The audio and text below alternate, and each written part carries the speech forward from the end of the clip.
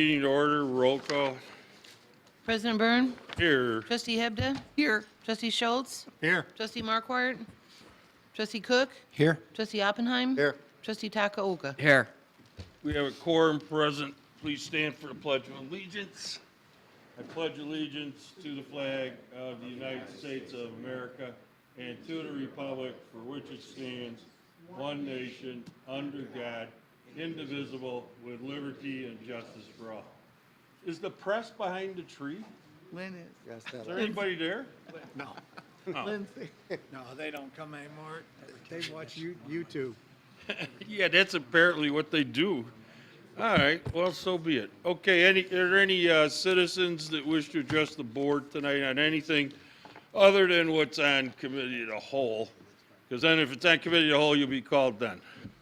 Anybody? No. What do you want to talk about, Chet? All right, come on. Yeah, that's for a board vote. Yeah. Good evening. If I would have known you were going to Cougar Pool over there, I would have worn mine. Oh, God bless you, Chet. Yeah, I don't think that's on.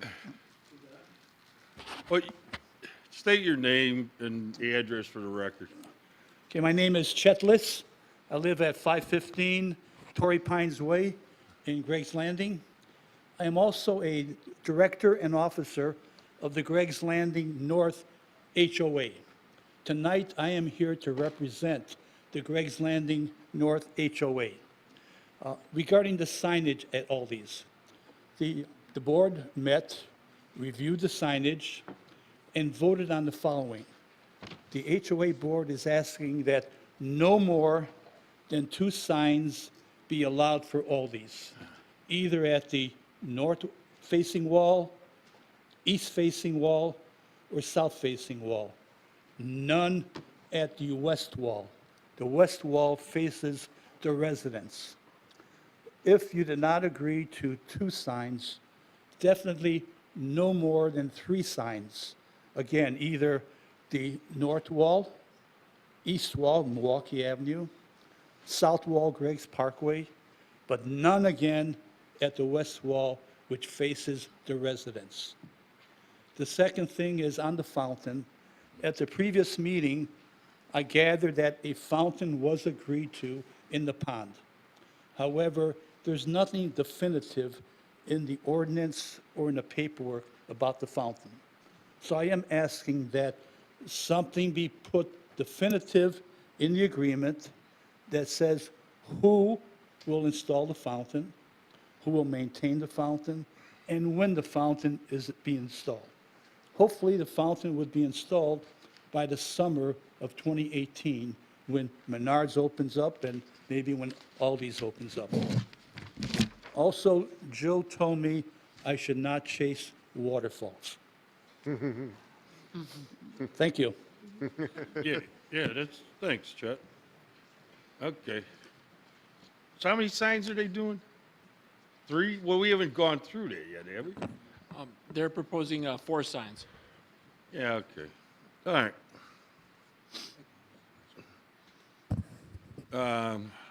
Chet, how about a blade sign? A what? Blade, B-L-A-D-E. You got any problem with a blade sign? What's a blade sign? It's at Maggiano's. Oh, Or it's at, Maggiano's, right? yeah, that's fine, but again, No, I'm only kidding. I'm oh, being, okay, I mean, yeah. just, I'm sorry I had you get up. okay. I just like to say that one. For those watching at home, it's vertical. Okay. All right. Any, well, the next item is 2018 Board Committee Commission meeting schedules. Thank you, Your Honor.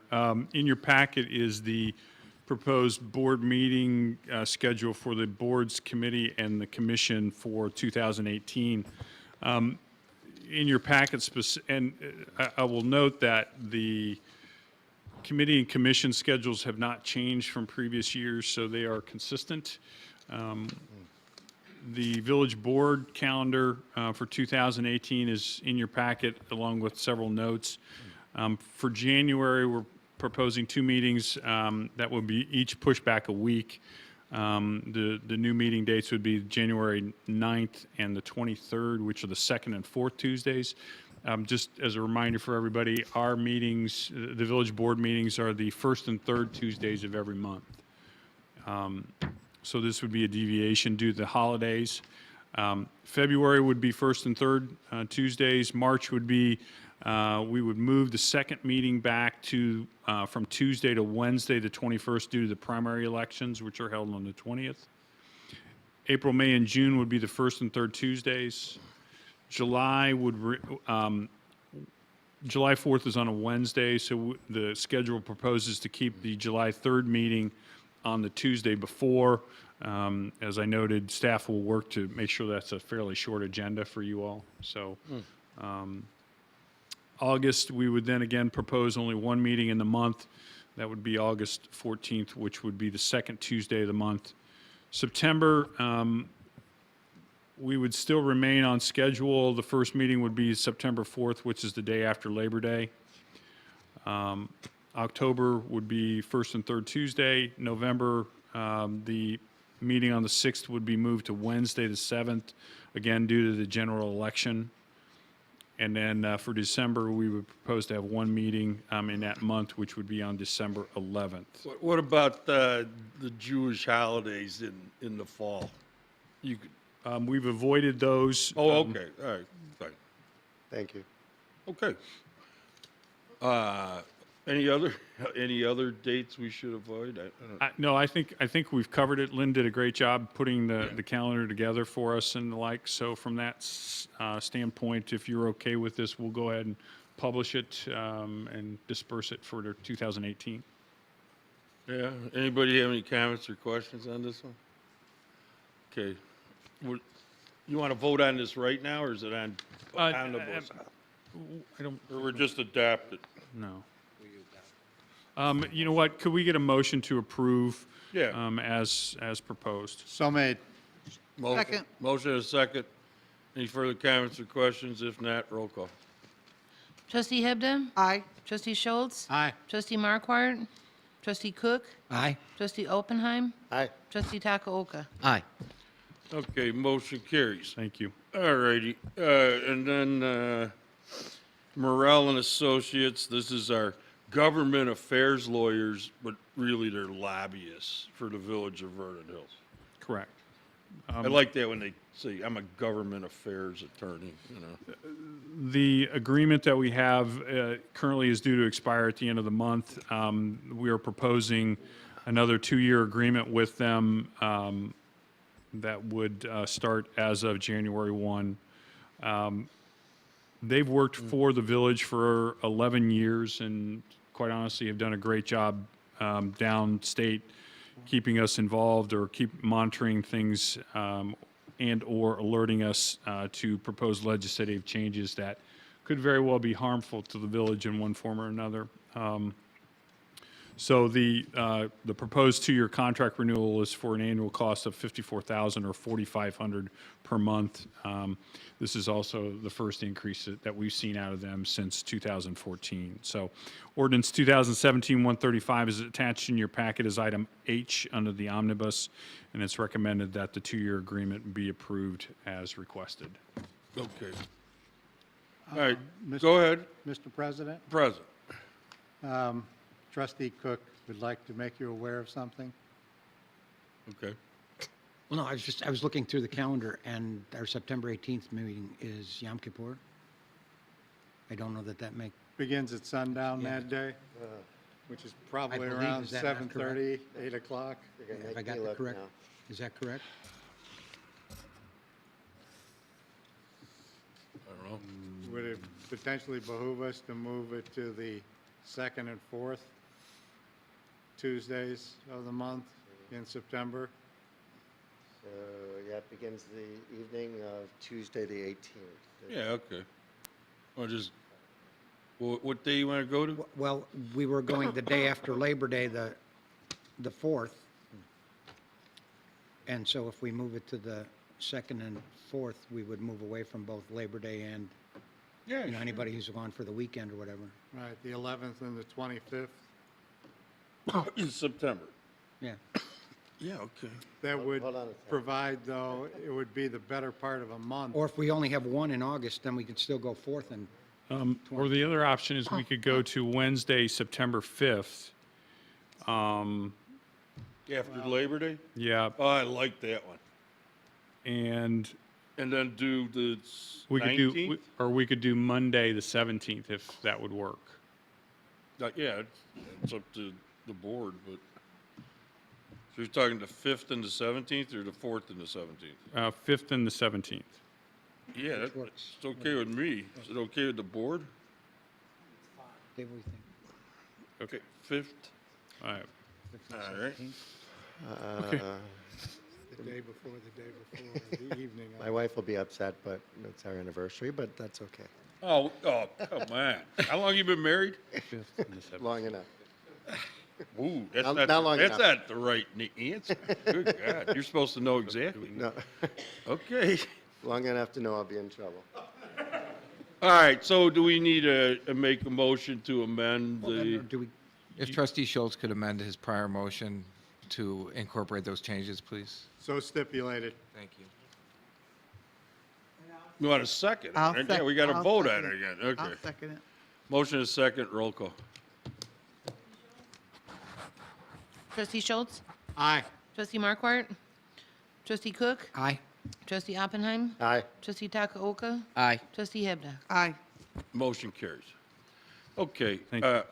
next is something else. Just a quick reminder again, the Lashin Center next door here will close at 5 o'clock on December 31st forever. The building will be mothballed, and ultimately, we will come back during the budget discussions for funding to ultimately demolish the building. So Do we tell Larry we're tearing down, we're closing the building? we haven't as of yet. We'll save the letters off the He building. was advised a couple summer celebrations. Yeah, I think he, but Are there any? we'll send him a notice there if that we're. Need to be saved? We'll come back with a We're plan. demoing it in We'll- this. And we'll come back with a plan for the site and Yeah, okay. All right, okay. Finance Director Nikki Larson. Thank you. Okay, so House Bill 5088 requires a municipal compliance report be presented to the village board on an annual basis, and this report is authored by the Police Pension Fund. Included in the packet this evening is this report, along with the village's independent actuarial report. This report shows the Police Pension Fund ended the year with a net position of $43.7 million, which is up significantly over last year's ending balance of $39.6 million, which is an increase of just about $4 million. The fund is measured at the end of the year, so we were fortunate that last year we had strong investment returns, so that does help the fund significantly. The reports included in the packet enumerates the deposits that were made into the fund, the investment returns, police pension payments, and funding levels.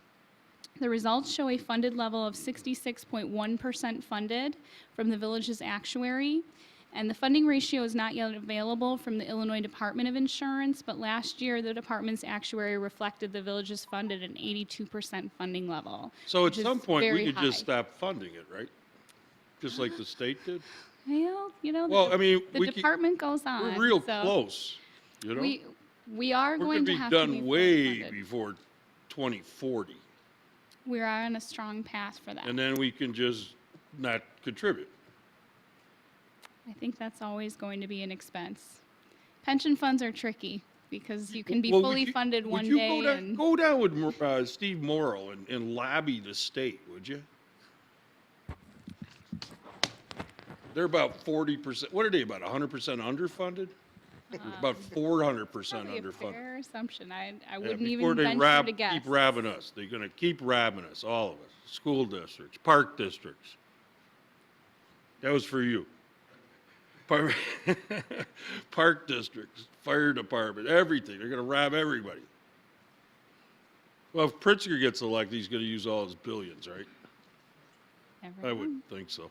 Okay. Moving on. All right, go ahead. Fortunately, this fund is under local control as far as we can control the funding.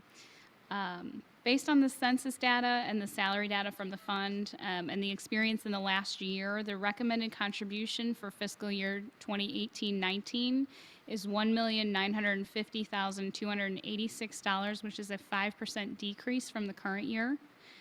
Because of the relatively nominal difference when you're talking about pension funding, and I understand that $100,000 is a lot of money, staff is recommending that we maintain that contribution level at the same level going forward in the next budget year. This will allow the village to pay down its $22 million pension liability at a faster rate. And we will have to fund the pension fund by 90% by the year 2040, as the mayor was indicating. And as a reminder to everyone here this evening and those watching at home, the village does pay this pension contribution out of its general operating funds, and we do not levy a property tax for this, although we could do so. By continuing to use these conservative funding assumptions and contributing pension payments on a timely basis, the continued use of a professional investment advisor for the police pension portfolio, the village is on a good path to fully funding its pension obligations in the long term. Based on the information provided, it is recommended that the village board both accept the municipal compliance report and the actuarial report this evening. Is that all you got? I'm happy to answer any questions. You can't answer my questions. You already didn't. You already gave me one non-answer, you know. Counselor, what happens if we started, you know, underfunding the police pension because we're so well-funded?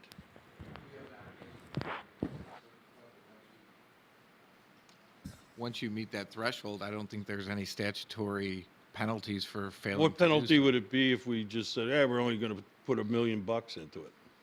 I don't think there is a penalty. I don't think that, Well, there can't be because, what, about 90% of the towns in 1,200 towns in this, There actually is new legislation that was introduced downstate Yeah, make for it the good. public safety pensions that they can start intercepting your state distributions. If yeah, it's- well, that's if you're not paying. You're not If paying. you're so underfunded. If you're not Do you paying. have the complete law as it's written with exceptions?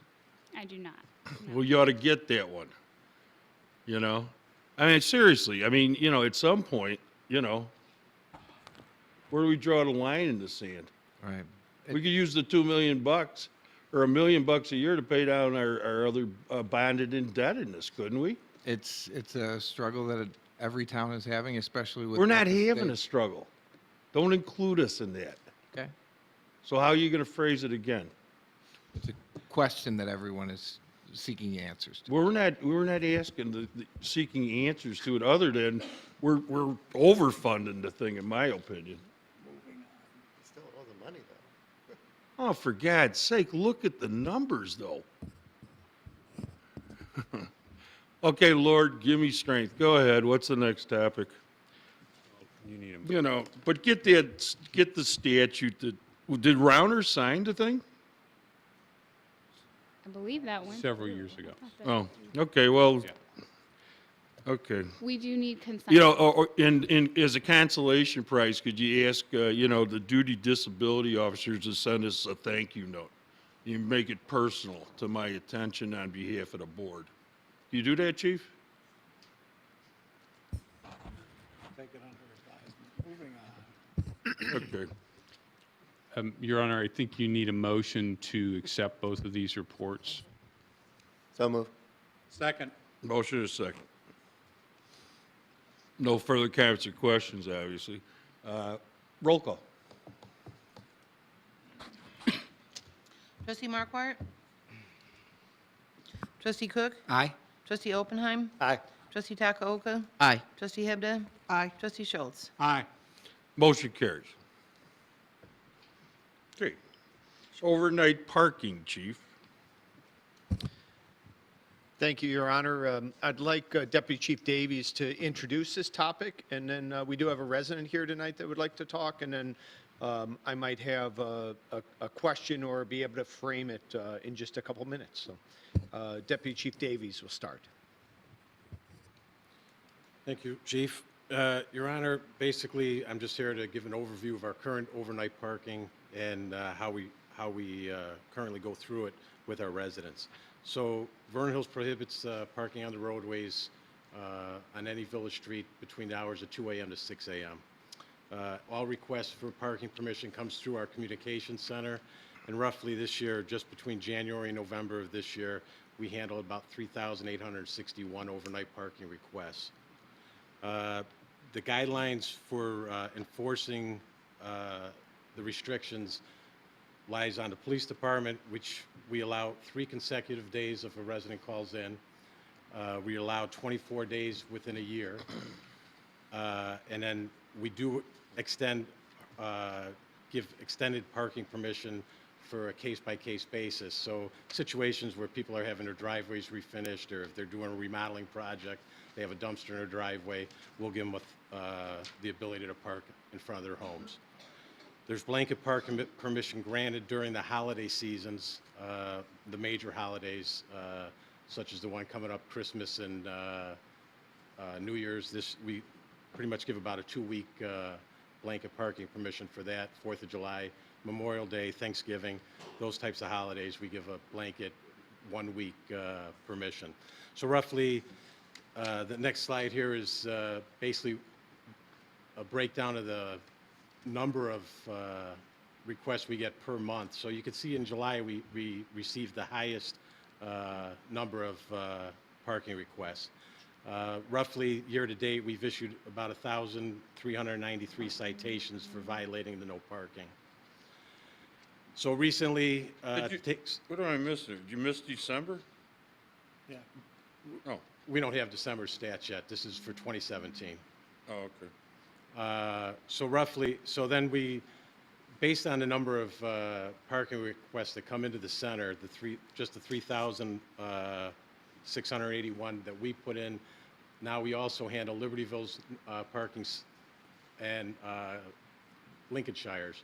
So it puts a tremendous burden on our communication center by handling all those calls. So we found a valuable resource with a web-based permission. So now the public can actually enter their requests online by going to the village's webpage, going to the how-to, and it takes them right to this new webpage to enter their parking permission. So based on that information, I'll now turn it over to Chief Crease. Thanks. Even with the current, we wanted to kind of provide the current status of where we're at and the current exceptions allowed or routinely granted. This still can sometimes be an inconvenience. We hear from residents from time to time. One of them is here, wanted to present to the board some of those circumstances, and then I'll follow up after that. So I think Mr. Rosenberg's here. Thanks.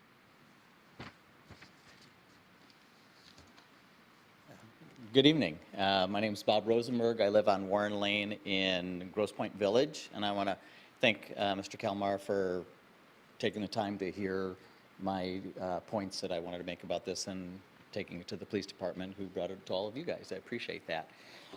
So I'm a lot of those statistics, including the $40 I've been happy to donate to the Village of Vernon Hills for the tickets on the nights that I have forgotten to call in or go online. So the police department is doing a wonderful job policing the ordinance.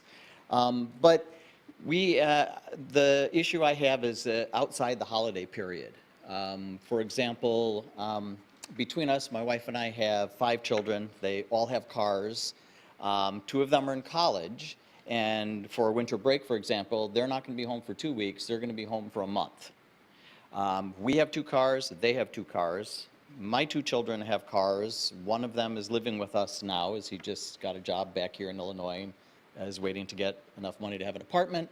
My daughter is currently living with us for some period of time while she's between foreign countries that she enjoys traveling to, and she has a car that she is using. And so when my 2 stepchildren come home Thursday night, we are going to have 7 cars at our house. Now, I don't want to put all 7 on the street. We can put 6 in the driveway, but that means every night I need to call in a car, and I can't do that because I'm only allowed 3 nights in a row, and a total of 24 in a year, which I'm sure we're pretty close to at this point. So I would just request that the board maybe consider some other options. If I'm going to pay $30 or $40 a year in parking tickets, I would just as soon pay for a village sticker that would allow us to park on the street, maybe not 365 days a year, but maybe some kind of sticker that could be issued for a 7-day period or a 30-day period or a 60-day period. My stepkids are also home over summer break, so that's a 3-month period when they're both here with their cars. So I'm really just looking to the board for some help. I know just on our street alone, on Warren Lane, we have several other families who have kids in college, and they all have cars to get to ISU and Iowa and Illinois and Michigan and everywhere that they are. And they all come home at the same time. So, yeah, that's really what I'm looking for, is just maybe some other options that residents could have to take care of this, because I really don't see the issue going away. Okay. So if you have any questions or... No, I mean, do we do permit parking just like we do on what was that, Greenleaf or Greenwood or? Sure, that's a perfect tee up, Mr. Mayor. Greenleaf. The next slide I have here, I want to share with the board that we do have. You can stay up here if you want. We do have somewhat of a precedence for certain neighborhoods in some of the multifamily housing, the townhome communities that are particularly crunched. The police department now has in place, limited to those subdivisions, a process where we sell a overnight parking permit. This involves a little bit of staff work to where we actually send a CSO, make sure that they are appropriately using their garage. But once that is done, they're issued a permit, they can leave up to 2 cars on the street. We issue a permit that goes in the window, the officers can see it. I've talked with our staff at the police department. This is a limited basis. We've issued about 120 a year typically, or 120 throughout these neighborhoods. Further expansion would be more staff involvement. I think it's something that, should the board want to go there, we could manage, but I would suggest that we associate an appropriate fee with that process to make sure that the folks that are using it help offset the cost involved.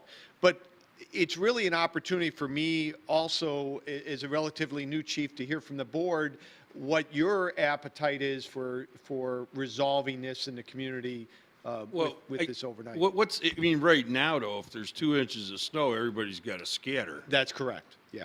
And that's not changing. That would not change. And honestly, I was worried about that last night. I actually called the police department around 9 o'clock and said, I've got 2 cars that I called in last night on the street.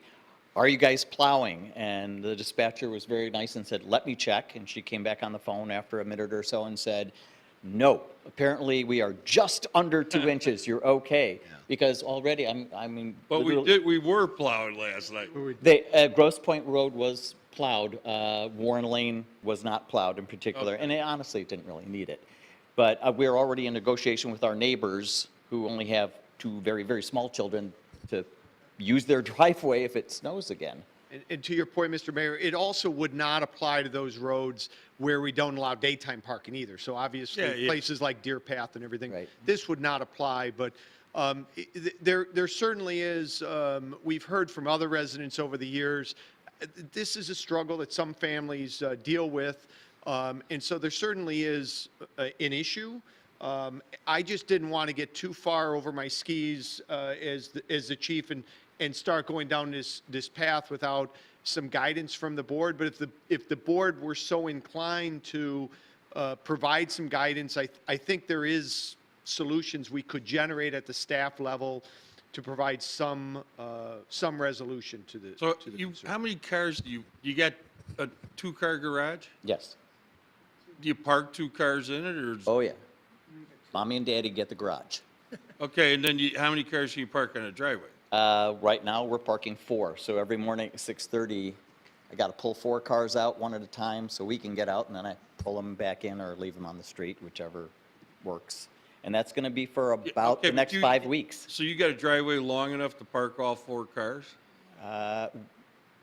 Without blacking the Well, I'm not going sidewalk? to give you my exact address because we do park over the sidewalk on occasion to get those last two cars But in you there. can go get them pretty much on there. 6 of them altogether, 4 on the driveway, yes.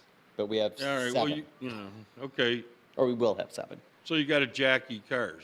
indeed. Which is okay if we Yeah, have you to. know, you're not, yeah. You're not But there's gonna still get- going to be one on the street, Your Honor, Yeah, okay, well. because we have room for 6, and we'll have 7. Yeah, okay, I understand that part. Okay, jacking cars, you know, we've all gone through that. So, you know, We're doing it. yeah, okay. Well, just, you know, just keep used to it, you know? All right, go ahead. Trustee Cook. Tell me again why we ban parking on the street? So it's a fair question. It's very common throughout the suburbs. It's one way to help maintain just a community aesthetics and quality of life. Safety. There's, at one point, we did overnight street sweeping with machines. That's not done anymore. But it's really a community question of, Yeah, because Libertyville still bans most on-street parking, correct, at night? yeah. But Mundelein does not, correct? They are moving towards it? Yeah. Because I've Very always. common. I've never really supported the idea of the ban on it, just because, in fact, when we went to, years ago with street dedication, we kept our streets private when all the other areas in New Century Town went to public streets. We kept ours private just so we could continue to park on the streets. And so I don't have a problem with whatever change we need to accommodate this problem. Okay. Yeah, I was gonna say, I thought going way back in time, it was you're worried about abandoned autos and shit. Excuse my French. And, you know, there was a, you know, like a safety and security issue as far as, you know, somebody just deciding to park their car on the public street. You know, it's not like the city of Chicago. I mean, let's face it, you gotta park on the street. But I mean, in our town and most towns, you know, but do you want a bunch of, you know, a beater just left there? Yeah. And that can happen too, you know, and I thought that was the original reason. Well, going but that can back, be policed 50 because years ago. the places that do have the on-street parking, we do police that if a car is, Yeah, if, you know, I somebody calls understand it that. in, yeah. You know, but yeah. if you didn't have it, you know. Right. You'd have to, if you went away from it, you would certainly have to impose Yeah. an ordinance to limit, say, a 24-hour rule to keep your neighbor from buying a hobby car and putting it out in Right. front of your house. We would certainly not want that, but, Yeah, what next? Lawn parking. No, For what we pay for our grasses? Are you kidding me? oh my No, God. we, No, No. Trustee Schultz. Yeah, I've always been of the belief, and I believe rightly so, it was all about sight lines and making it easier for the police to patrol the neighborhoods and be able to see activity that may be suspicious in nature but hidden by cars. So I'm all in favor of no street parking overnight. With that being said, I understand it's a bold new world. My kids didn't have cars when they went to school. They took the Peoria Charter down to ISU and took it back again. So, And our kids did for the first 2 years. well, mine did it for all 4. I'm just a cheaper old fart than you are, I guess. I understand. But anyway, with that being said, I can see where a circumstance like this needs a little bit of relief. The biggest thing with regard to the rules up there is the garage must be able to contain the maximum number of cars it was built for. And that's the biggest problem I've always had was that, well, we need street parking. Well, park in your garage. Well, I can't because I have mama-in-law's old furniture and I have some stuff that, you know, we think it might be an heirloom. Get a rental space, whatever. I got a rental space, so I've always put 2 cars in the garage. And also, every once in a while, in fact, we had it this year, we had a series of break-ins along Aspen, cars just parked on driveways because people didn't have the room in their garage. So the cars were then vandalized, laptops stolen, and some of these people even added to their own problem by not locking their cars. So that's just ridiculous. But anyway, with all that being said, I'm amenable to a special circumstance, provided all these things, all these criteria are met. Okay, thank you. Did you state your name for the record? I believe it did. Bob Rosenberg, Just give just your address? 1091 Warren Lane. Okay. Just want to make sure, you know. Ooh. Okay. Trustee, let's see here, Takioka. How you doing? Well, number one, I have 4 children. I have 2 in college myself. I got a bunch of neighbors with kids in college as well. So I totally empathize with what you're saying because I've actually gotten the $10 ticket as well. I think it's a great idea. I think as long as we make it maybe a seasonal pass or, you know, it's per car, I'm assuming, for a sticker. And, you know, we make it, you know, not that it's so low in cost that everyone buys one. So, I don't know, $100 a car for, you know, a certain period of time. What do we charge now? We charge $40. The current system is $45 for a pass, so. Like on Greenleaf, In those, yeah, these other streets? in those others, yeah. Okay. But, Well, yeah. that's been established 20 years ago, right? Right, I think we're talking, this would be more limited. This would be probably seasonal. Our thinking is 90 days, 100 days, get people through the summer. And then what I'm hearing from you is there's probably room for us to perhaps ease up some of our allowances without totally taking the gloves, you know, without totally lifting the restrictions. Yeah, so. Craig, are you done yet? Yeah, I'm done. Oh, okay, all right. Okay, Trustee Hebda. I'm probably one of the few that you're going to want to hear from because of the fact that I do appreciate that we have no street parking on our streets in the evening hours from 2 to 6. I think there was a reason for that. And I really like the fact that we can patrol, we police, we drive through the neighborhoods. So I am not in favor of doing any changes. But what I will suggest is that you do a little bit of research. You find out what the exceptions are in some of the other communities before we go any further, because what I'm afraid of is, okay, we're going to charge someone $100 and the next person and the next person and the next person, then everyone's going to be parking on the streets. That's my concern. So what I'm asking for is a little research, a little survey. Let's find out what other people do, because right now I'm not a proponent of allowing for all these permits. I mean, I understand your frustration, your concern. I've been there, I've done that. We've moved cars around, we've asked our neighbors to allow for parking on their driveways, so we've worked through that. So, but I would like to see a little bit more information before we just blanket say, oh, let's charge $100 an hour, let's charge $200. Let's see where this all leads to, because I do like the idea of no parking on the streets in the evening. So I know you don't want to hear from me, but that's where I stand right now, so. Good. Trustee Oppenheim. I can see both sides of this. I certainly appreciate having kids in college, which I'll have in a few years, but luckily we can probably fit ours in the driveway. But when we have guests come over, relatives from out of town who stay there, and we do need to park in the street. And it just happened a few weeks ago. I had to shuffle it around and call the police department for a few nights to do that. I don't know if we have certain categories of exception. You'd mentioned the having a dumpster in the driveway, or if if they're redoing the driveway, then that doesn't take too long usually. Right. But I don't know if we need a program specifically for college students. I don't know if there are other categories of people that need it for extended periods of time. Maybe we can look into that. We deal with those individual needs on a case-by-case basis. Construction is a good example.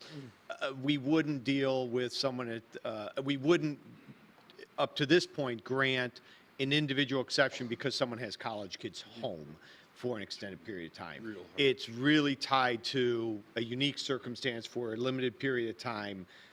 Construction's a good example. And again, if someone needs more than 3 days in a row, they call the deputy chiefs. We work it out if they need 5 or 6 days, so there's, it would be impossible for us to really closely define all of the circumstances. It's such a wide variety. We try and work with residents to solve those individual needs, but this is something we hear from throughout the year, and that's why we thought it was good to present it to you. And But, yeah, let me ask you a question, sir. Your kids are home now or in the next week or so? Yes. Yeah. Yeah, okay. Some are here, You some know, are coming. And they're gonna be home, what, for a month? Yeah. 6 weeks? But, 4 Yeah, weeks. I mean, yeah, well, let's face it, it happens, right? Well, I think, well, I don't want to, put this off. We should try to give whoever, and it's not just this guy, some relief. Because you're going to have kids home a long time right now for their winter break. And if I may, I mean, look where we live. We live in Vernon Hills. All right, we have kids going to Stevenson, going to Vernon Hills High School. They're all going to college. At least, one of mine didn't, but most of them do. Yeah, and Mundelein High. Yeah. I mean, that's So- the nature of the beast. Yeah, but I was just saying to Trustee Hebda, I said the only two real, true hardships that are permanent have the permit program, but those are in areas where it's all multifamily housing. And we've always, we've done, I don't know how, that was decades ago we did that, so. if you're comfortable, I would put together a little bit of research for what Trustee Hebda says, and also work with staff then to frame the type of exceptions we think would Yeah. serve the purpose, and we could present that back to the board then to understand, here's what we're suggesting. Right. And here's what maybe the neighborhood is doing around us. Right, I mean, the kids, the kids are gonna come home, okay? We'll try to figure something, Should we, okay? Go, I'm sorry. Go no, ahead. I'm sorry. Should we put this up for comment on the website to see what kind of exceptions people might suggest in the community? Well, I don't know about, I mean, I'd rather see the chief formulate something with, John, sorry. Yeah. John and Dave Brown. I think we can probably frame something that would cover a wide range of circumstances. And people can, well, we'll get it on there and people can comment it, but I think we're gonna do this, kind of in a hurry just because the kids are coming home, so. But I think too, you need to make your neighbors aware, because there might be neighbors that say, why are all these cars parked on the street? Why are they not in the driveways? I'm used to seeing that, so How long you lived there? that's why, I We've think- only lived here a year and a half. Yeah. Warren Lane is a very close I know exactly. neighborhood. We have our own little website. Right, Yeah. Where everybody close. talks. Oh, you So, but can't you're right, ask for yes. Anything more than those Which is good. So I neighborhood think websites. we- They're Oh, this is much unbelievable. better in Buffalo Grove, where I was, believe me. so, because I think there are going to be people that are going to wonder, why are all these cars parked in the street now too, so. Right. And it could be then, do they allow to park a bus? Do you get to park a tractor trailer? No, Do you no, get to no, park we all got that? that. We gotta gotta make cover Oh, sure that's all that- taken care of. We That we make sure we've got that. We'll frame this, we'll Hey, limit it and frame bring it. home and the tractor with the sleeper. We'll share a report with you in the next couple weeks. That'd be great. Okay. Thank you. Can't have wrecks on the back of your car, somebody that hit the windshield and there's blood and hair stuck to the windshield. And you get a call on a Sunday afternoon, can you come over and look at this? I digress. Yeah, believe me, we handle trucks, RVs, and boats. We know how to do that. Yes. No boats. All right. Moving on. Thanks. Yeah, okay, Thank you for your we're time. all okay with this, We'll okay. work through it. What's next? Any other staff member have a speaking part? All right, good. Roger, there we go. Okay, next item is the omnibus vote agenda. Is there a motion to approve items A through H. H? So made. Second. Motion is second. Roll call. Can I ask a question? Yes. I'm sorry. Trustee Oppenheim. Chief, I have a question regarding G. I wasn't sure if you were going to talk about that, the purchase of. I will be happy to address any questions at all you So I was you just have. curious, the amount we were trading in was actually more than the amount that we purchased. Is that correct? That's correct. And 'cause so did we get a credit that you're gonna hold on to, or? Actually, the credit's going to be applied to the new holsters and magazine pouches, some of the necessary accessories when you go through a change like this. The holsters are So that wasn't custom. that wasn't part of the same invoice then, that's why. It's not part of the same invoice. We haven't quite specified Gotcha. which holster we're going to buy I was yet. gonna say, it seemed like you were giving away money if you. No, were no, Returning sir. more than you were getting No, back. sir. You might as well get a few extra. We'll have detailed invoices that lay out everything we apply that credit to. Okay. For the purposes of the viewing public, what are we talking about? So we're talking. I'd be happy to, the police department issues duty pistols to all of its officers. The current pistols being worn by officers are all about 15 years or older. A study was done earlier in the year evaluating, they basically need to be replaced. It's not cost efficient to upgrade them. They have a service life. We're nearing the end of them. So we formed a committee. I directed a committee to research this. They came up with some recommendations. They made a recommendation to me that I'm supportive of. And because over the years we have bought more pistols than we need to replace, we also have some other antiquated police shotguns, some other weapons we don't use anymore. We're able to trade those into a law enforcement dealer toward the purchase of the new firearms. Did you propose C? Any- What was C? That was the minutes. Oh, yeah, actually I do. Yes. Thank you for reminding me. So I also need to pull C. That was the approval of the minutes. I thought we were going to vote on that separately. Okay, so, we, The, G we commented on, or C? Okay.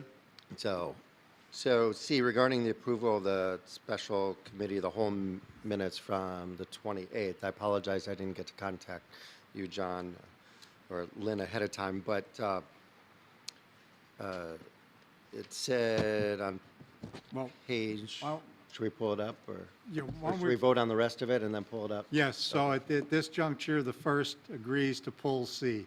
Okay. Does the second agree? Yes. Okay, yes.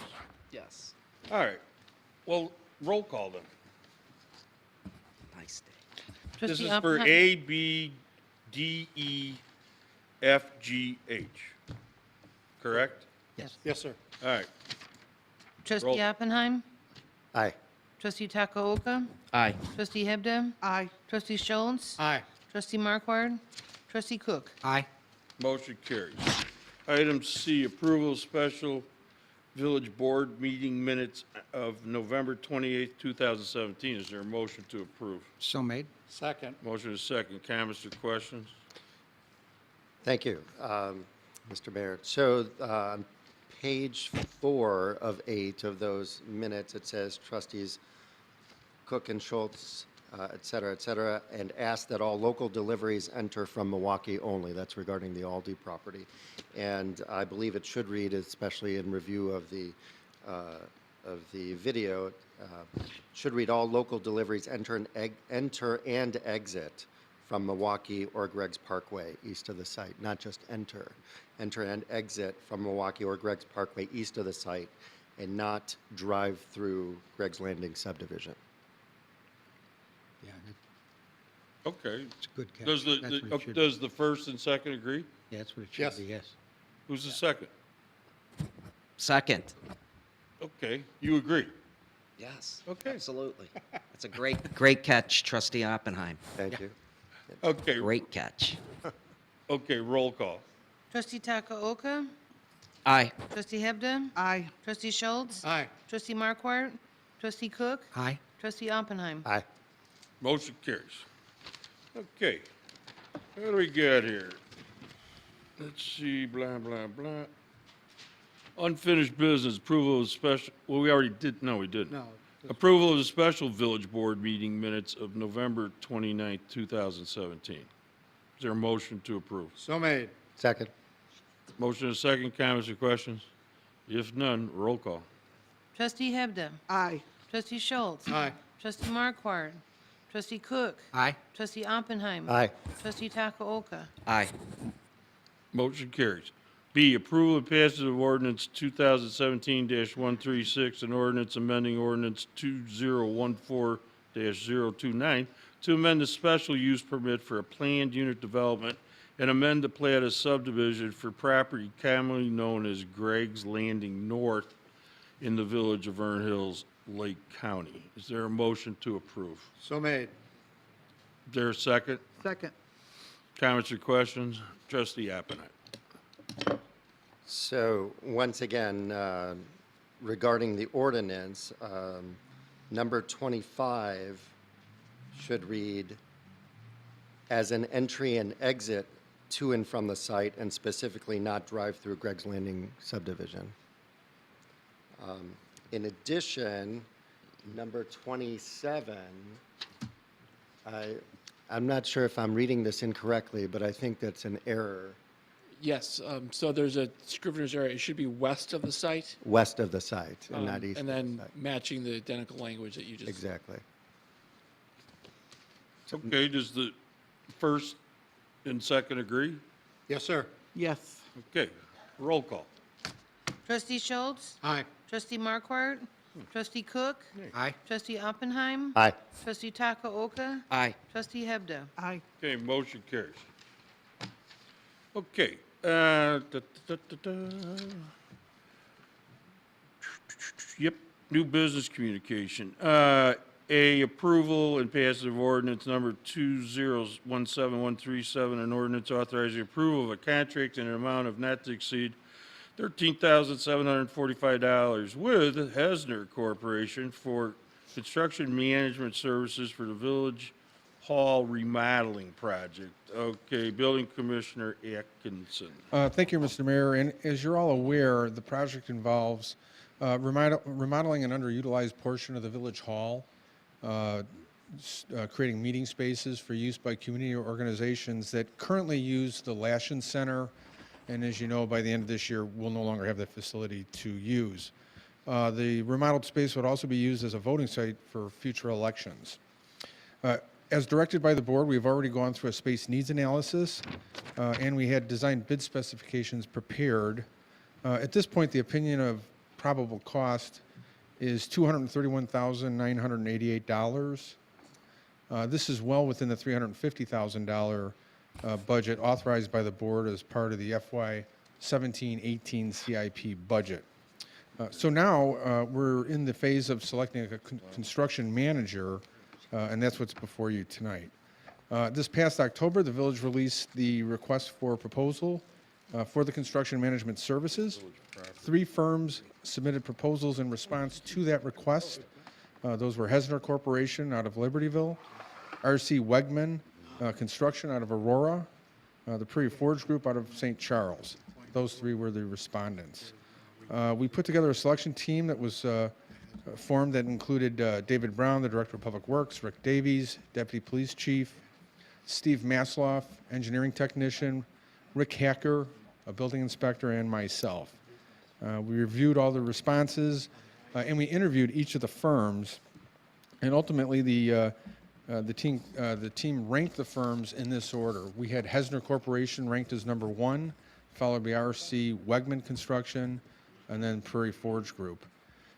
After ranking all the companies, we then opened up the envelopes that had their proposed fees. And those results are as follows. Hesner Corporation was at 5.95%. That would be the fee based on the construction cost for the project. And if we were to calculate that based on the current opinion of probable cost, that would be a fee of $13,745. R.C. Wegman was at 8% with a fee of $18,480. Prairie Forge Group was at 8.5%, which would result in a fee of $19,635. Based on these findings, the selection team determined that Hesner Corporation is the most responsive and responsible company. They've been in business for over 45 years. They completed numerous public projects within budget. Their project manager that would be assigned to this project has over 40 years of experience. So tonight, if the board concurs with the selection team's recommendation, a motion approving the attached ordinance authorizing the village manager to enter into a contract with Hesner Corporation to provide construction management services for the Village Hall remodeling project in the amount not to exceed $13,745 is recommended, and said approval would be conditioned upon final review and approval of the contract by the village attorney. And I would note, too, that once the board has directed which construction manager we use, we would then go into a constructability and value engineering phase of the project. The construction manager would bid out to all the subcontractors so that we can get a final budgeted number, and then we'd come back to the board with those details for final approval. But again, for tonight, staff is recommending the contract with Hesner Corporation for construction management services. Is there a motion to approve? So made. Is there a second? Second. Any comments or questions? If not, roll call. Trustee Markwart, trustee Cook, Aye. trustee Oppenheim, He's out in the lobby talking. Trustee Oppenheim, would you like to come and join the meeting? Here, you just let, you know, No, he's fine. just call the vote. We're fine. trustee Takaoka, Aye. trustee Hebda, Aye. trustee Schultz. Motion carries. Don't, just go out there. Yeah, you're fine. You're Yeah. fine. Yeah. I got a comment, what you were discussing tonight regarding the actual contributions to the police pension fund. Was, as of, when do we have to do that? May 1st? We typically do it after May 1st. Right. Each year, correct. Okay. Because we're certainly going to discuss that one again. Plus, I don't want to, you know, if we actually, I don't want to put the 112,000 into the pot. I'll go on record on that. I don't want to put it all into the pot. Christ, we got this project coming up. What's it going to cost us? $200,000 to do the? Well, Your Honor, this project is budgeted currently in this budget year. That's all right. The pension contribution will be reviewed as a part of the budget for next year. So we'll have an extensive discussion with regards to that and take guidance. And I really, take guidance from you and the board in terms of Yeah. what the contribution will be. And I would really like you to get the answer on, what's required. Nikki. We have it. We do have. Okay, good. It's Well, in- then, I certainly want to see that one attached with this one. When we discuss it. Oh, absolutely. Yeah. In fact, we can email it to you tomorrow if you'd I don't like. care, that'd be great. Somebody can email it to me tonight, I'll read it. Absolutely. Okay. I can send it to you right now. I can send it to the entire board. And send me the stat on who's at 80% already. I'm sure it's hundreds of towns. Okay. All right. Any other items to come before the board? Might I suggest, Mr. Brown, would you ask Mr. Oppenheim if he has, Would like to. Just let him, you know what? he, Oh, has he got something he wanted to bring up? to. Bring it up then. Yes. Well, but what he- is it? I believe, Let him.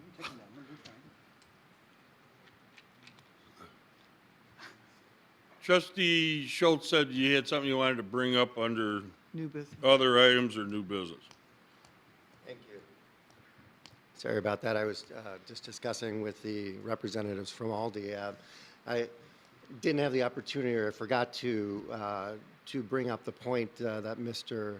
Liss raised regarding the western-facing sign. Right. And I'm kind of in favor of that position of not having the fourth sign on the Aldi building.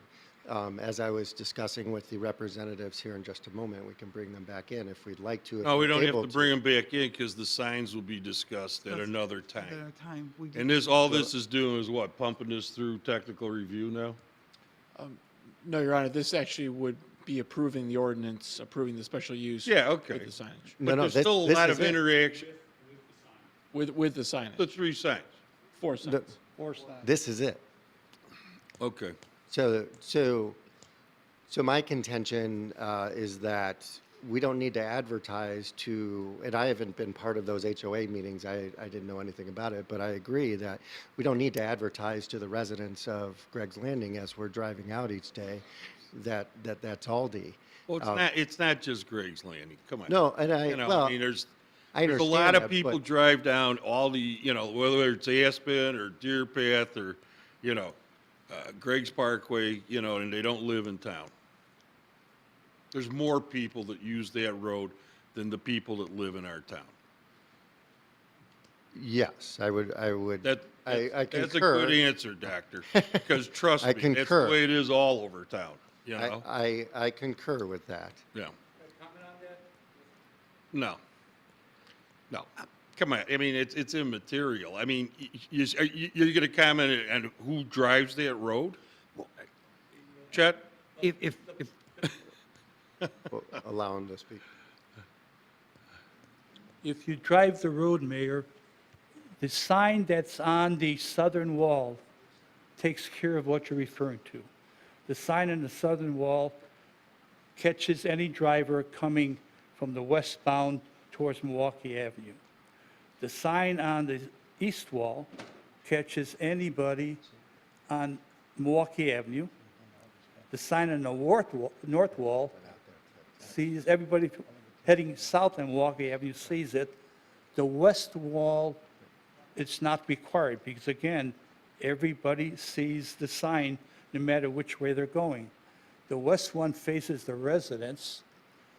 Eventually, I mean, once you're in Menards Drive, you don't need a sign to tell you Aldi's is here. You have already seen the sign on all 3 walls, the way I said it. What are the size of these signs? The west wall. Well, no, all of them. Are they all the same size? They're just a little bit over 120 square feet, all 4 of them.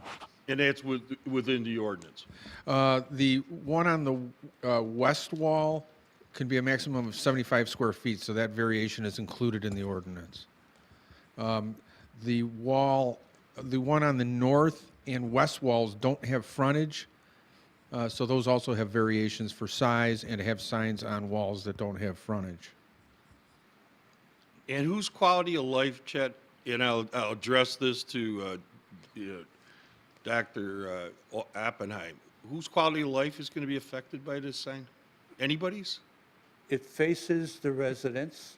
Where- 4 signs is, How many yards is it from the residents? that one's very close. Is it? Yeah. Yeah, Is there's it, no- is it north or south of the entrance into Menards? It's Where the south. traffic light's going to be? South. Was it near the water? No, it's near the residents. It's not near the detention pond? No. No. That's the east wall. No, the building itself. It's Building itself is in Right in the middle. between, yeah. The building itself is north of the main entrance into that site. It's north of Greg's Parkway, and it is east of or east? Menards Drive. Okay, Right. it's east of Menards Drive. Okay. And it's near the pond out front. That's correct. The pond is immediately adjacent to Yeah, the okay. east. Okay. Trustee Takayoko. I have a question. Are all the signs lit up? Are they lighted? Yeah, they're all internally illuminated. What if the west sign wasn't lit? I don't know, just throwing that out there. Would that alleviate any, I mean, I'm just throwing that out. Right? I mean, because you don't want to see the sign, right? What do you mean? I mean, if it's facing west, right, well, the issue is the sign facing west towards the residents. My question is if it wasn't lit, you couldn't see it at night, does it, or would that make a difference?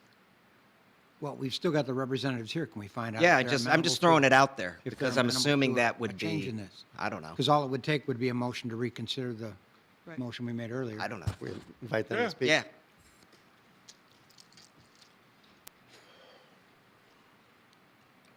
Good evening, folks. Tom Howe with Aldi Foods, 9342 South 13th Street, Oak Creek, Wisconsin. So with the site plan, and I think this was what was brought up in the past as well, with the west elevation here and with the service road Menards going towards the Marianos, and then the future development that could go onto the west here as well that would eventually block our view of our building for the future development. And this is the portion of the building that we're talking about with the west elevation here. And with the sign, and with all of our comments and feedback with Plan Commission and the board, with working with staff and with the board in our design and making it a four-sided building. The area here that we're discussing, we actually enhanced this side of the building to add an additional tower feature to incorporate the exact same sloping feature as you see from this side to this side of the building, so that it was a four-sided design building to complement itself. And I think at this point, with where we're at in the process and with this sign, it is a critical item for us in our approvals. It is a critical item? It is a They critical have item. 4 signs. We designed a four-sided building. Boy, you guys really underestimate people. This is the second time you've done that. I mean, come on. Somebody comes up to your building, and by the time they get to one side, they haven't seen one of the other. I mean, they're having trouble finding you there when you're the only building on that street? And it's in regards to working from the original Plan Commission meeting, or from our first meeting in May up to the point of our meeting here tonight, is that it is a surprise to me that it would be something that wouldn't be considered when we designed the building to be four-sided. And I think it complements the design of the Chase building as well within this area, to have a four-sided building with, and match the architecture on all 4 sides. Can anybody think of a building we've got in town that has 4-sided signage? Chase Bank. Chase Bank. Chase Bank? Yeah, they do. Chase is 3. That's 3, right? Chase? Yeah, Chase has frontage on 3 sides, Milwaukee, Yeah. and then 2 access drives, 2 private drives. 3 walls. I can't for the life of me think of and our businesses in town do pretty good with just 2 or 3 signs, so I'm with Trustee Oppenheimer. Kind of opening a Pandora's box. Everyone's going to want. Yeah, I mean, 4 signs. because I can't think of a building in town that has 4-sided signage. And so I would be very amenable to. And I would suggest to you, I think that building will look equally fine. That tower looks very nice without the sign. I don't Yeah. think it has to be there. It's a nice Because I really like what you've done with the architectural. building. I appreciate that. We worked pretty hard on the building and the design. Very nice. And I think. Or what if you took one of the other signs off, like the one facing north? The one facing north actually is our prominent feature of our storefront. Southbound Milwaukee. So that would be our, the actual north side elevation and the So east which side one is elevation. the least important? None. The west one.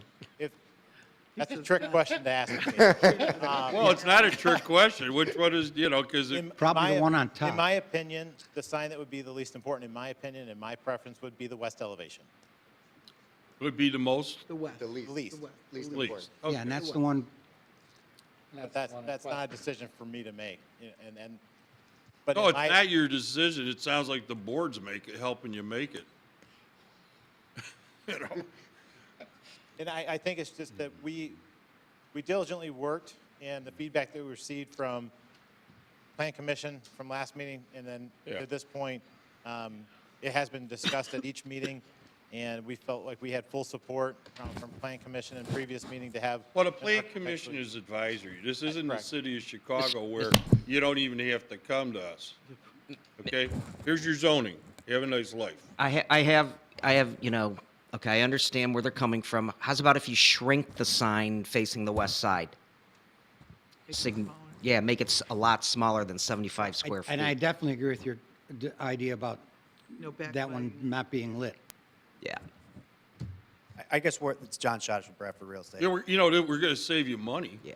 We're just a little surprised because it didn't get brought up at last village board meeting, and everything got approved with the four-sided building. And No, it was. throughout the consistent No, process. we had some was- discussion it on was it, I Go down that thought. route. Yeah, it was. Don't go down that road. Okay, well, I know, we worked diligently with It staff was on the discussed four-sided because architecture. he brought it up Yeah.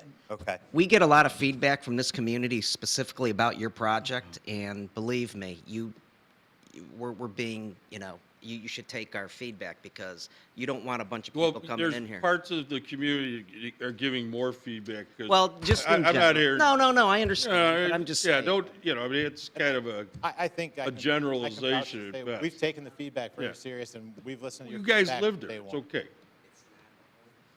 Okay. If we were to change the sign and go down to the next size down, which would be a 9x8 sign at 72 square feet, I mean, would that be a good compromise for What us is to that, step? 3 square feet removed? No. The sign's it's a 10x12 sign. It's 120 square feet.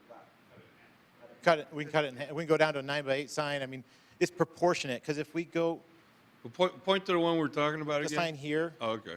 because we actually designed the metal paneling and everything in this aspect with the actual metal paneling in this area to compromise the scaling of the sign. And that was what we went back and forth with staff and multiple times. So if we were to go to a 9x8 here, scaling wise, it should still be proportionate. It would reduce the size of the sign to 72 square feet roughly, or 72.9 square feet. I don't remember the exact dimension. If we agree to 75 square feet or less, I'll definitely make sure I can make that work with that math. Okay, what does the board think? 9x8 not lighted. Work for you? I vote no sign. So clarification. Okay, there's no sign there. You can put a sign up if you're gonna downscale it. It's okay with me. I don't know how it is with That's okay. trustee Whether- Cook, That's trustee. fine with me too, yeah. A lit sign? I mean, to match all the rest of the signage? No. I'm not, Okay. Yeah, the western one. And most likely, I mean, there is going to be a building built west There's of gonna be a here on Lot building, 3. right. Just keep that in We mind. could always address that at a later date.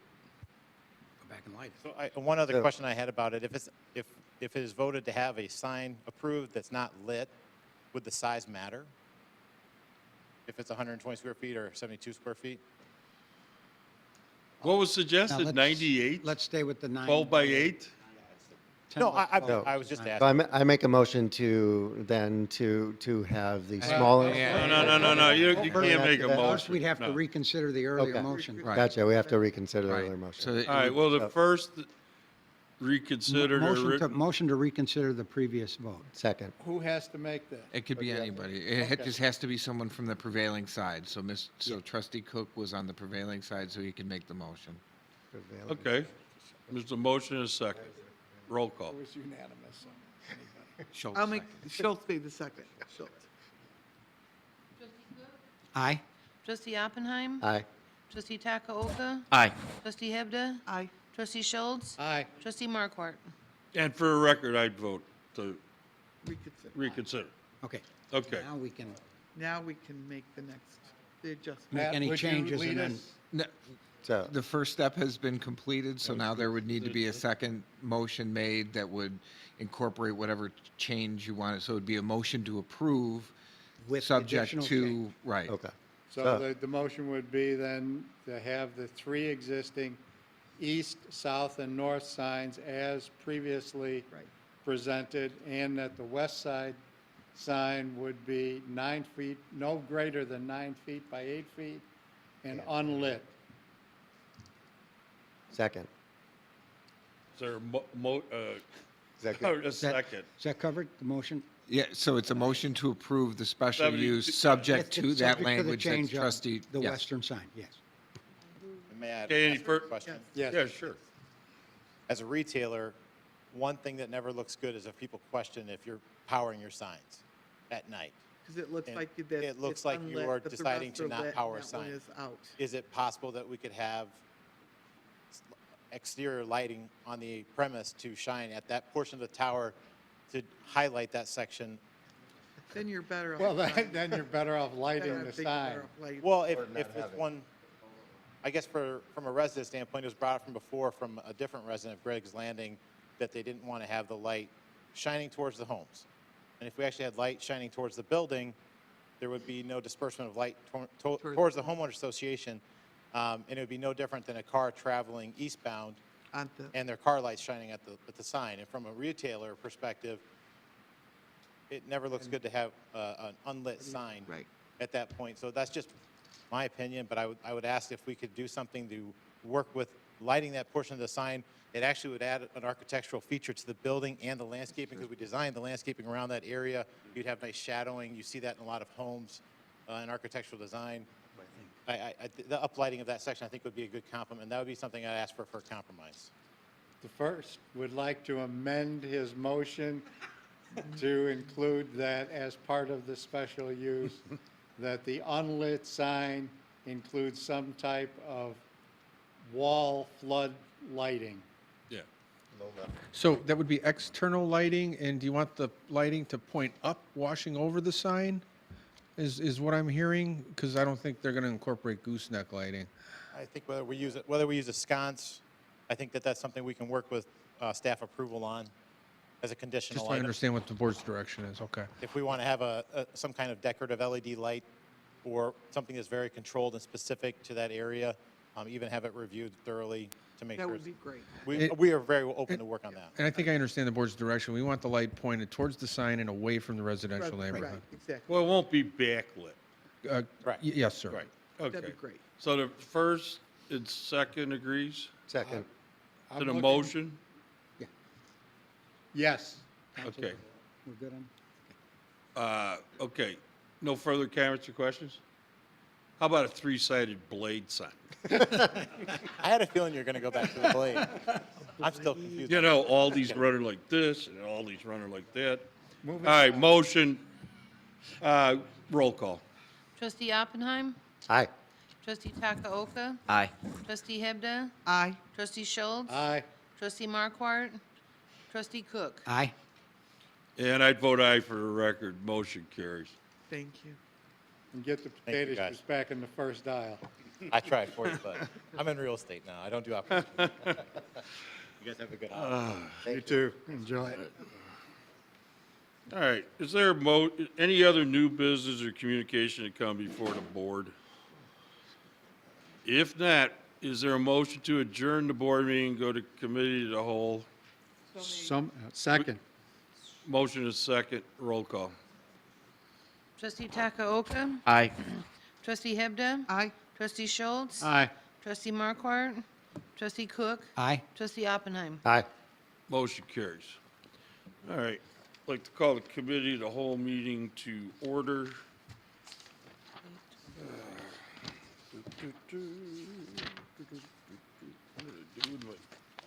There it is. Throwing this stuff all over the place. Okay, the minutes. Motion to approve the special committee of the whole meeting minutes of November 28th. Second. Motion is second. Comments, questions, corrections, deletions? If none, roll call. Trustee Hebda? Aye. Trustee Schultz? Aye. Trustee Markwart? Trustee Cook? Aye. Trustee Oppenheim? Aye. Trustee Takaoka? Aye. Motion carries. First item is Weiss Development, River's Edge. Thank you, Your Honor. As you might recall, in 2005, Weiss Development received approval for two five-story condominium buildings with a total of 80 units, averaging approximately 1,800 square feet. However, at that time, only one 40-unit building was constructed, as well as a parking garage entrance structure. The entrance structure being proposed to be utilized by both buildings. Since that time, Weiss Development has appeared before the Planning and Zoning Commission this year on February 1st, March 8th, and April 19th, proposing to amend approval of the River's Edge development for an increase in density from the previously approved 40 units to 60 units. During the course of these conversations with the Planning and Zoning Commission, the number of units was decreased to 59 units, but they were still seeking a parking departure for a parking ratio of 2.06 units, or spaces per unit. Due to density and parking concerns expressed by the commission voted 0 to 6 to recommend approval of the amendment to the special use.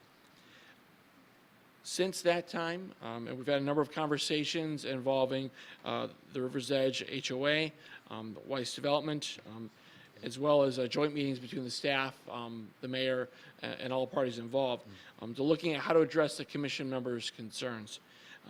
This was done by modifying the proposal from 59 units to 52 units, and amending the site plan to accommodate additional parking spaces that would allow Weiss to not require receiving a parking variation.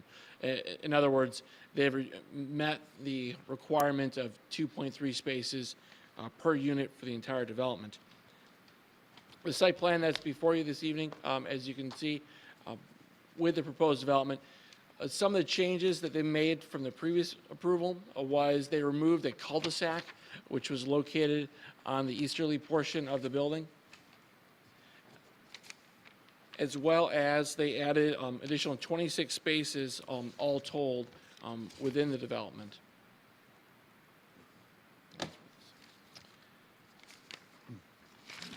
One thing of note is that the architecture renderings for the building are consistent with the existing building.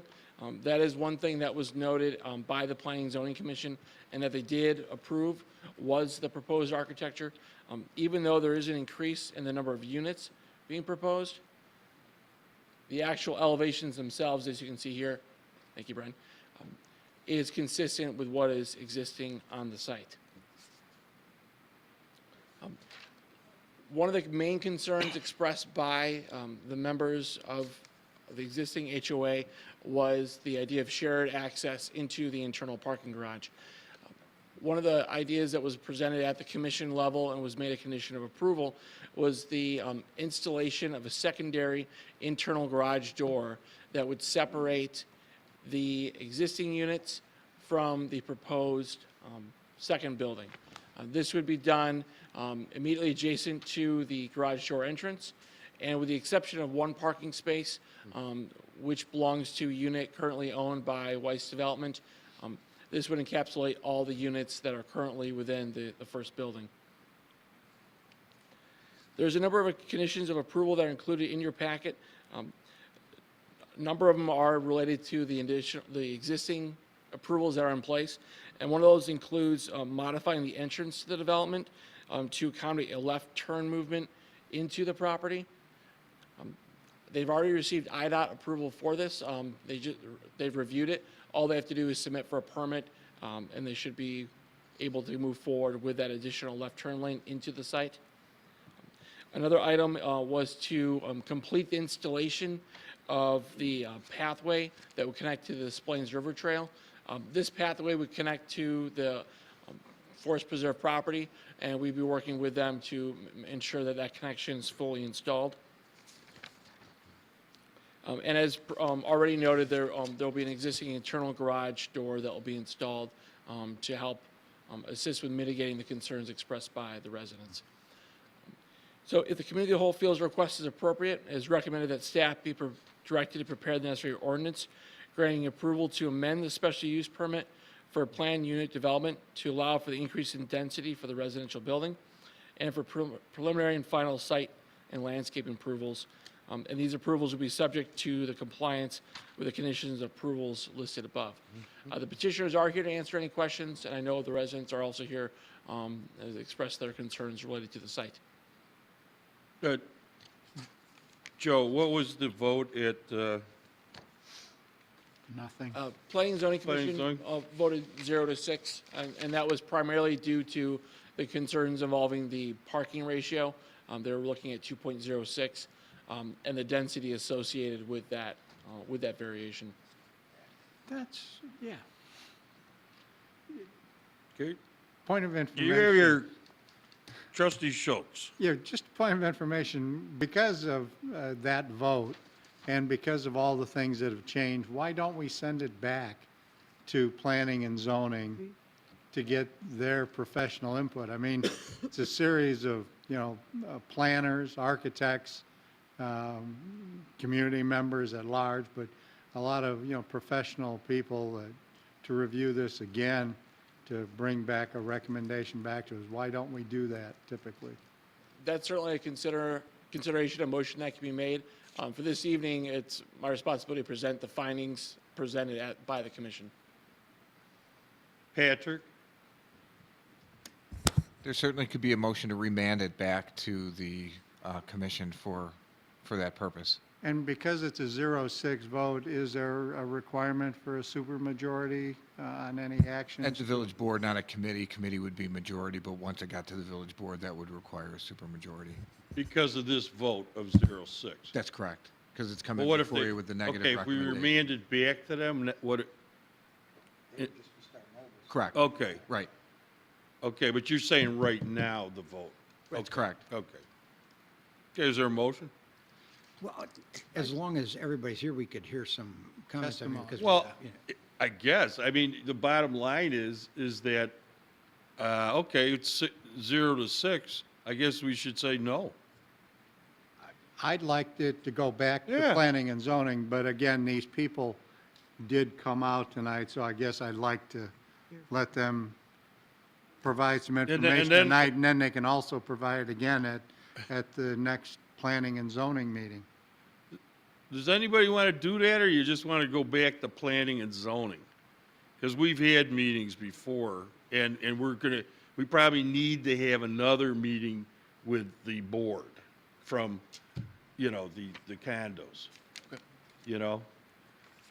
So, yeah, anyway, is there a motion to, I guess remand it back to the Planning and Zoning Commission? So made. Is there a second? Second.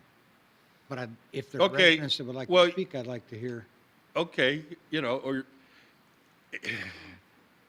what do you guys want to do? I'll give you an option. There's a motion and a second to put it back to P and Z, and it's got to be revisited and, discussed again. And then I want to have a meeting with your board members, like we've done in the past, after the P and Z guys take a harder look at this.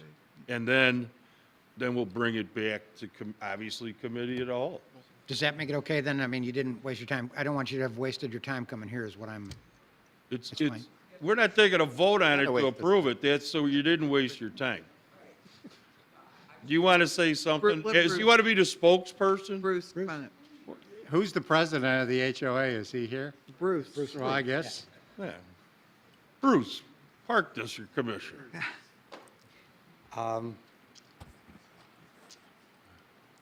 Good evening, Mr. Mayor and village trustees. I do have a few comments, and thank you for listening Sure. to me. Can you just state your name and Sure. where you live? Sorry. My name is Bruce Robbins. I live at 425 Benjamin Drive, Unit 501 in Vernon Hills. My wife Sandy and I live at 425 Benjamin Drive, and I am the Condominium Association President. I am here tonight to express many concerns on allowing Weiss Development to erect a 52-unit rental building attached to our 40-unit condominium building. I would like to give you some history to bring you up to date to the events that have transpired before, during, and since the construction of our condominium building. My wife and I moved into our unit in June of 2007. We are one of the original owners. We and the other original owners were told by Weiss representatives there would be two identical connected condominium buildings of 40 units each. Plans for a garage rooftop garden and gazebo adjacent to the existing pond were also shared with us. Our building located at 425 Benjamin Drive was designated as Phase 1. Phase 1 was developed, marketed, and sold. After the building was constructed, there was no communication from Weiss Development as to the status of the connecting Phase 2 building to be located at 435 Benjamin Drive. For the next 9 years, there was no communication from Weiss Development to the condominium owners on board about our board on any plans for the development. In May of 2016, Weiss Development contacted our board and requested a meeting which was held on May 24th, 2016. Weiss representatives informed the board that they were ready to begin building Phase 2 with new parameters in place. 60 units would need to be built to make this a financially viable project for them. They stated that they did not know if the units would be rentals or condominiums in this new development. At this meeting, our board began to voice many concerns. We told Weiss Development that we needed to discuss their new parameters and would get back to them with our concerns in a timely manner. On June 2nd, 2016, we sent Weiss Development an email with questions and terms that we felt imperative before they moved forward with Phase 2. We never received a response to this email, never. The next time we heard from Weiss Development was on February 1st of this year. We received a notice that Weiss was appearing before the Planning and Zoning Commission to present their Phase 2 development proposal. Many of our owners were present at this meeting to hear their plans. They brought no renderings, and they stated to the members of Planning and Zoning that they needed certain variances to begin Phase 2 construction. Weiss was informed at this meeting that without renderings of their plans, the commission was unable to move forward with a recommendation, and they rescheduled this meeting to April 19th of this year. On that night, Weiss Development presented a plan to construct 59 rental units and asked the Planning and Zoning Commission for the approval of 2 variances, not 1, but 2. A 50% variance for the number of units from 40 to 59, and the other reduction of the number of parking spaces required per unit. The commission voted 6-0 against variance 1. The commission voted 6-0 against variance 2. 12-0, not 1 vote in favor of Weiss. Since the April 19th meeting, several of our board members have met with the mayor, the village manager, the assistant village manager, and Weiss Development in an attempt to resolve our issues. As of this date, no agreement or compromise has been reached that is acceptable to either side. For the past 10 years, there's been a vacant piece of land next to the Phase 1 building. These past 10 years have been difficult ones for the housing industry. Both builders and owners have suffered financially when the housing market collapsed. For the original owners of Phase 1 of River's Edge since 2007, we have suffered a 20 to 25% decline in the fair market value of our units. If I were to use the low end of 20%, the original owners have suffered a cumulative loss of $3,400,000.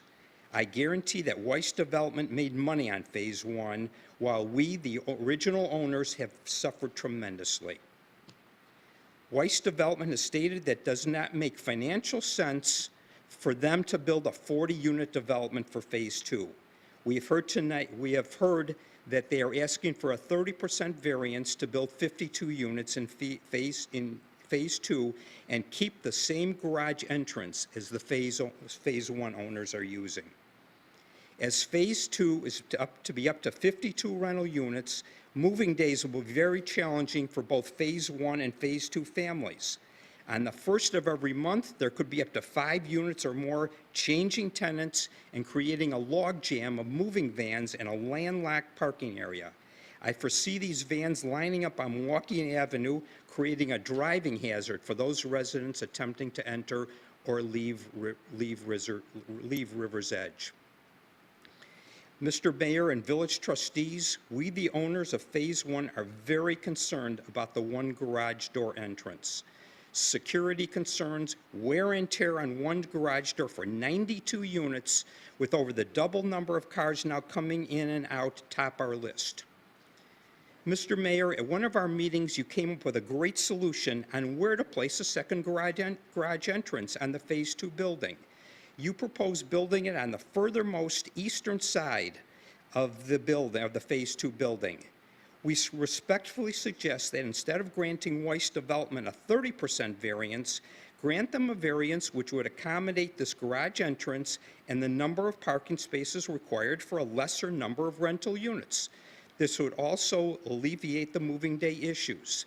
The Phase 2 building could be smaller, and now there would be room to build the second entrance on the eastern side of the Phase 2 building. There are other concerns to the variance request which need to be fairly resolved. Issues concerning parking. Where will rental signage be placed? Size of the signage. How will disputes and issues with the tenants of the new building be dealt with?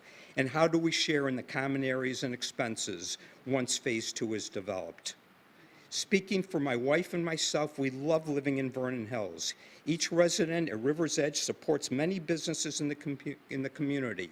We eat out at Vernon Hills restaurants, pay real estate taxes and sales tax that go to support this wonderful community.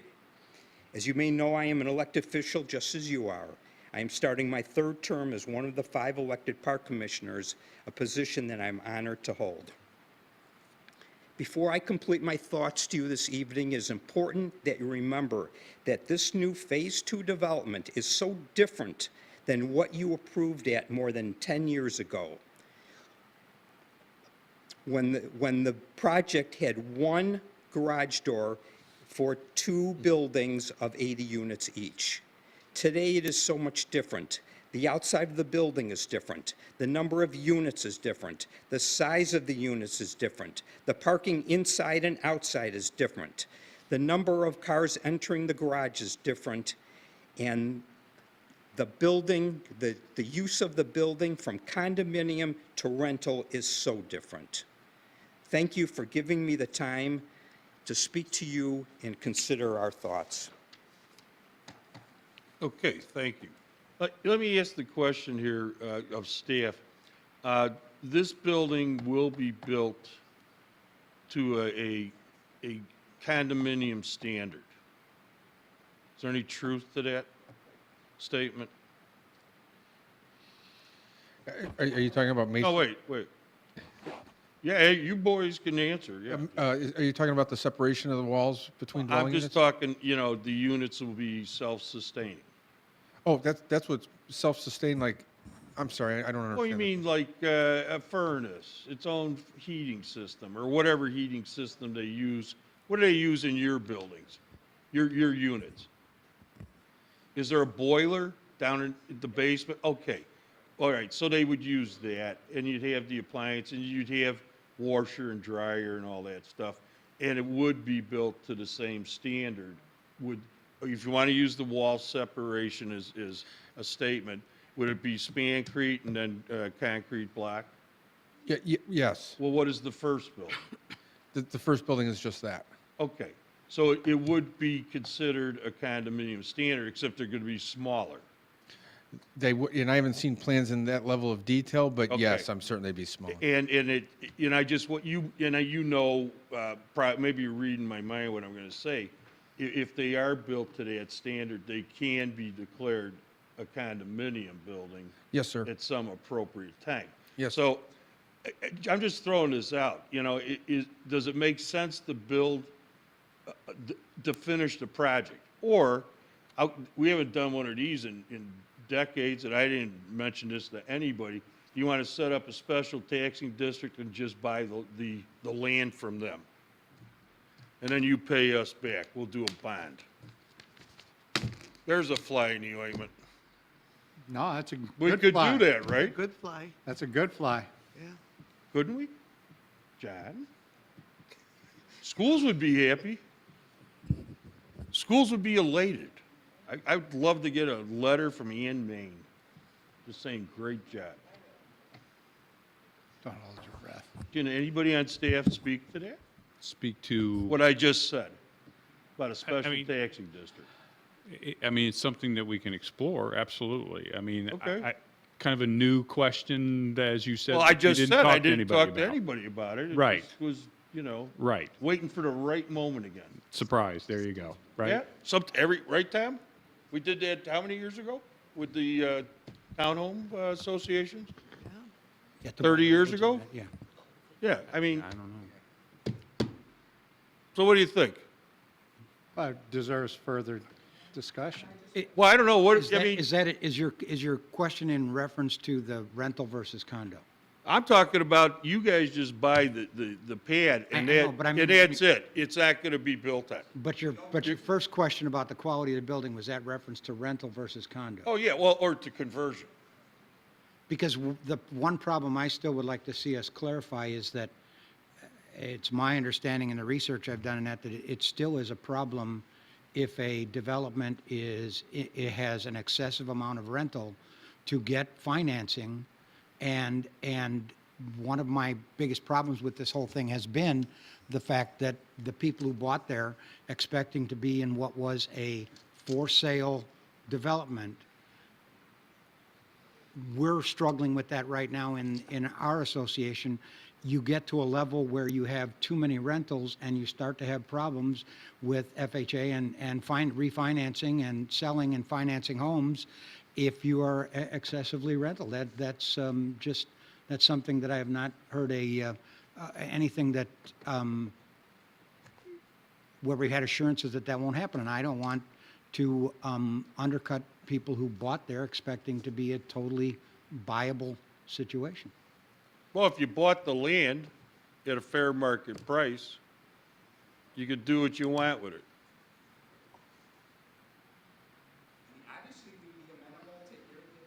Okay, it's time for the developer to speak.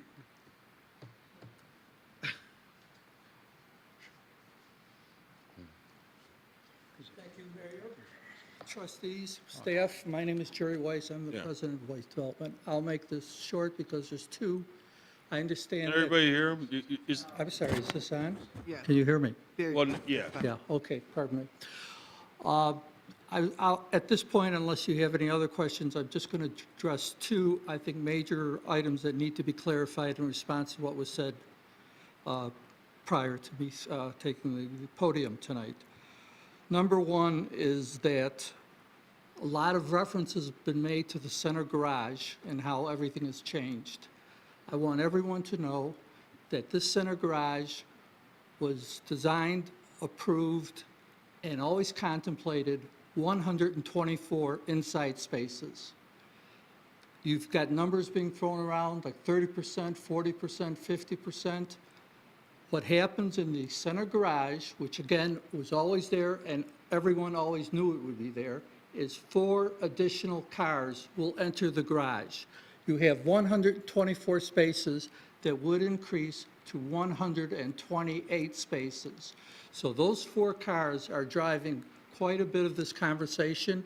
I don't know if it's a misunderstanding. Maybe we did not articulate the numbers. Maybe everyone fixated on other parts of the development and didn't address that. But this is a 3% change in the use of the garage door building. So that should... I think to clarify what I heard from Mr. Robbins was, okay, at one time you started at 59, now it's dropped to 52 units, apartments, condos, whatever you want to call it. Okay. That may Okay? have- that And may have that's added- accurate. Yeah, that's And now it's down to absolutely- 50. Now we're 52. We no longer request the variance. We meet the zoning requirement of 2.3 parking spaces per unit. The buildings, as you can see, you could not tell if I told you that these were not identical units. The trained, unless you're an architect, I suppose you could find a window line somewhere. The buildings are identical in nature. One other thing that I believe was raised is a question of financing for the units in Phase 1 if this building were to go to Phase 2. And an important part of everything that we're doing right now is preserving the ability of this building to go either to a condominium or a rental. We have not made a final decision. The rental market is stronger right now. The condominium market is very weak. Time will tell. We're a condominium builder. What would be, do we have the statistics on what the size of the units would start at? Yeah. You have that there, right? We've never seen it. They'll average 1,425 square feet is the average. But in what's our the revised. smallest one?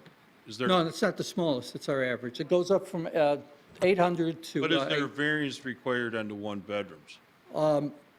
I believe there is. I don't know. It's in concert with most of the one-bedrooms in the village right now. In fact, it's bigger than many of them. But What is not, it? not in a condo building, you're saying in an apartment In the rentals, building. yeah. You're using an apartment standard.